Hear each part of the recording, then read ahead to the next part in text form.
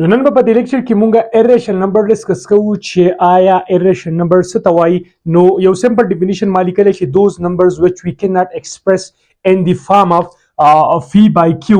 is called irrational number where q not equal to 0. نو هغه numbers چې هغه مونږه په پی بای کیو شکل کې نشو ایکسپریس کولای، یعنی هغه مونږ په دې فارم کې نشو لیکلی، نو هغه نمبرز ته مونږ irrational number او هغه به چې کوم د کیو نه برابر چې کوم ډینومینیټر کې زموږ سره ځي هغه به د 0 نه برابر. نو دا نمبرز چې کوم د irrational number دا ډیر زیات امپورټنت دی او د دې چې کوم ډیفینیشن دی انډرسټینډ کول ډیر زیات امپورټنت دی.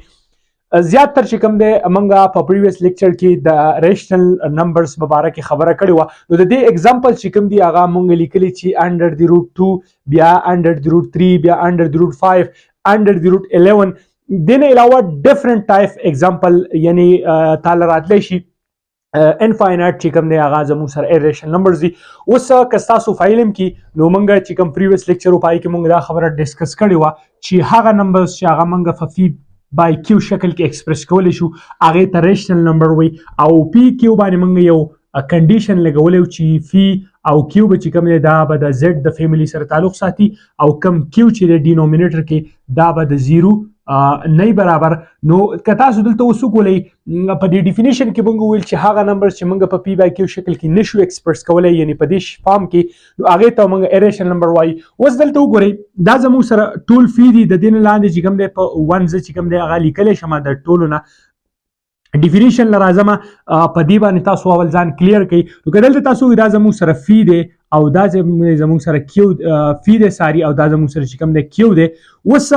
په دلته مونږ یو کنډیشن ویلو چې دا فی کیو به د زیډ د فیملی سره تعلق ساتي. اوس که دلته تاسو وګورئ دغه شان زموږ سره دا چې کوم دی فی دی، دغه شان چې کوم دی دا فی دی او دا هم پی دی، دغه شان چې کوم دی دا کیو دی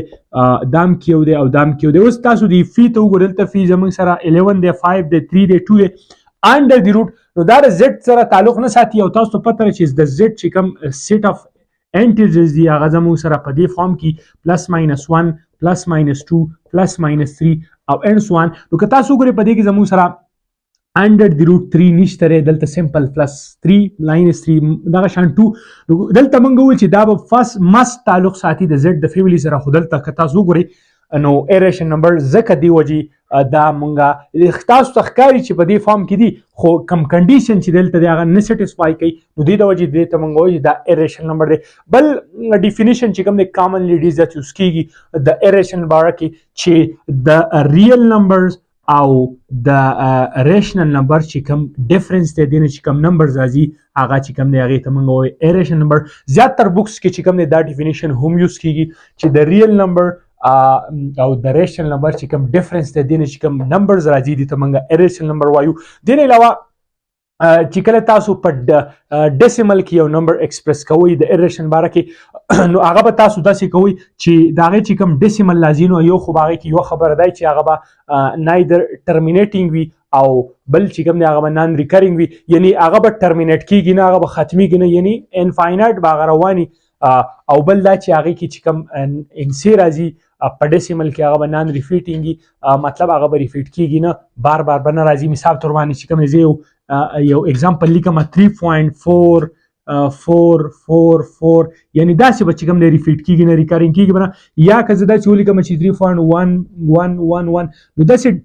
ډفرنٹ ټایپ اگزامپل دي چې هغې کې خامخا زموږ سره د ډیسیمل نه وروسته چې کوم دی انسي دي نو هغه ریفیټ کیږي، بیا هغې ته موږ ریشنل وایو. نو د دې لپاره خبره دا شوه irrational لپاره چې هغه به زموږ سره نان ریفیټینګ وي او نان ټرمینیټینګ وي، یعنی دا انسی چې کوم دی افټر ډیسیمل دا به چې کوم دی ختمیږي هم نه، او بل دا چې دا به نان ریکرینګ وي. مثال په طور باندې زه لیکم 1.3456021 بیا 2 یعنی ډیفرنٹ به راځي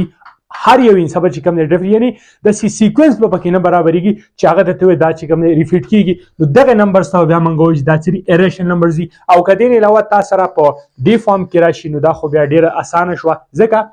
چې فی بای کیو ډیفینیشن دی چې هغه موږ په فی بای کیو شکل کې نشو ایکسپریس کولی ښکاري، خو دغه کنډیشن چې کوم د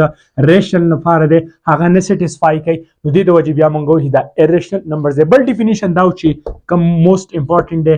دیس ریلیټډ و چې د ریل او د ریشنل نمبر چې کوم ډیفرنس دی ته موږ وایو irrational نمبر. نو دا زموږ سره موست امپورټنت نمبرز او زیات تر چې کوم دی په دې کې زیات تر خلک کنفیوز کیږي نو دغه زموږ امید ساتم چې په دې لیکچر به تاسو ذهن سره کلیر شي دین علاوه که تاسو څه کوېشن وي اړیا وي نو په کمنټ سیکشن کې ضرور ویل شي ان شاء الله موږ په هغه باندې لیکچر جوړو او دا چیز موږ دی وجه شروع کړی چې هغه ملګری شي کوم ته پرابلمز دي چې هغه موږ کلیر کو او هغه ختم شي نو دین علاوه تاسو سپورټ او تاسو مدد سره ان شاء الله دا چیز کنټینیو وي نو ډیره مننه ثانک یو جزاک الله